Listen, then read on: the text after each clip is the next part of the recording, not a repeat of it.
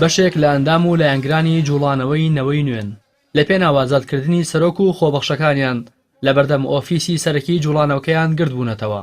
داوا دەکەن یاسا سەروەر بێت و دادگاکان بۆ مەرامی سیاسی و تۆڵەکردنەوەی حیزبی بەکار نەهێنرێن. بەڵێ ئاماژمانە بەشداریکردن لەم گرتبوونەوە ئەوەیە کە دادگاکان کراوە بە سیاسی. ئەمڕۆ لێرە چەندەنگ و ڕەنگێکی جیاواز هەن کە ئەیانێ بە دەسەڵات و بۆ لایەنانە بڵێن کە دادگاکانیان کردووە بە سیاسی کەچی تر ڕێگە نادرێت دادگاکان بکرێت بە سیاسی و بۆ مەرامی سیاسی و حزبی خۆیان بەکاری بێنن. ئەسوەک گەنجێک خۆبەخشێک نەوەی نوێ البادینان ئەڤڕۆ هاتیمە وێرێ بۆ بەشداریکردن ئەدوێ گربوونەوەیدا بۆ سەبارەت بە دۆسیا گرتنا کاک شاسوار عەبدوڵحی سەرۆکی ڤەلڤینیانەوەنێک و لایە پاراستنا ئەیکەتیە ئاسایش ئەیکەتی هاتیە گرتن سەبارەت بۆ هەندێک و هاتیە گرتن و ئاخەفنێتویت ئازادینە ئازادی تاخەبیت و بەحسی گەندەلی و نەدادپەری و نەعەداڵەتیە vê هەوات کوردستانێدا بکەتن و هاوسەری شاسوار عەبدولواحیدیش دەڵێت هاوسەرەکەی مانی لە خواردن گرتووە و باری تەندروستیشی ناجێگیرە. ئاماژە بۆش دەکات ماوەی 10 ڕۆژە ڕێگەیان پێ نەداون شاسوار ببینن.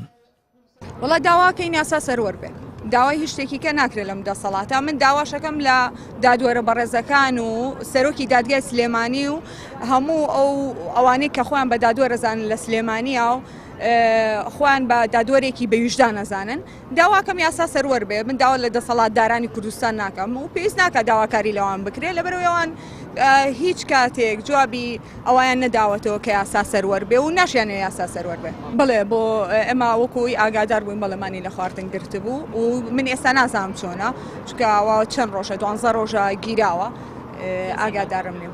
ئێمە لە بیدایەتە سەردانمان کرد دووەم ڕۆژی گرتنەکەی بوو.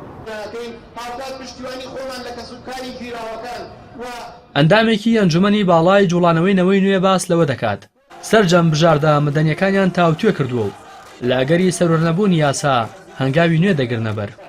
ئێمە هەموو ڕێکارە مەدەنی و هەموو ڕێکار و ئەگەرە مەدەنیەکان لە بەردەم جوڵانەوەکەماندا کراوەی و هەروەها دوێنێ لە کۆبوونەوەی ئەنجومەنی باڵای جوڵانەوەکەماندا سەرجەم ئەو ڕێکار و ئەگەرە مەدەنیانەمان تاوتوێ کرد کە لە داهاتووە دەیگرینە بەر و ئێمە هیوادارین و پەیامی ئێمەش بۆ دەسەڵات و بەتایبەتی بۆ یەکێتی نیشتیمانی کوردستان ئەوەیە کە درێژە بەو سیناریۆیە فاشیلە نەداد و دەست بەجێ سەرۆکی جوڵانەوەکە و هەروە خۆبەخشەکانمان ئازاد بکەن و هەر هەموو دەرهاویشتەیەک و هەرموو دەرهاویشتەیەک دەکەوێتە ئەستۆی ئەوان. لەسەر خراپ بەکارهێنانی تۆڕە کۆمەڵایەتیەکان و هەڕەشەکردن لە چەند ئەندامێکی فراکسیۆنەکەیان بە بڵاوکردنەوەی ڤیدیۆی دەستکاری کراو ماوەی 13 ڕۆژە سەرۆکی جوڵانەوەی نەوەی نوێ و هەروەها زیاتر لە مانگێکە 11 خۆبەخشی ئەو جوڵانەوەیە دەستگیر کراون. تا ئێستاش دۆسیەکە لە قۆناغی لێکۆڵینەوەدایە. لە دوایین ڕاگەیەندراوی خۆشیاندا ئەنجومەنی ئاسایش جەختی لەوە کردەوە کە ڕەوتی لێکۆڵینەوەکان بە شێوەیەکی یاسایی و ئاسایی بەڕێوە دەچێت. ڕاستی حەمامین کەناڵی ئاسمانی پەیام سلێمانی.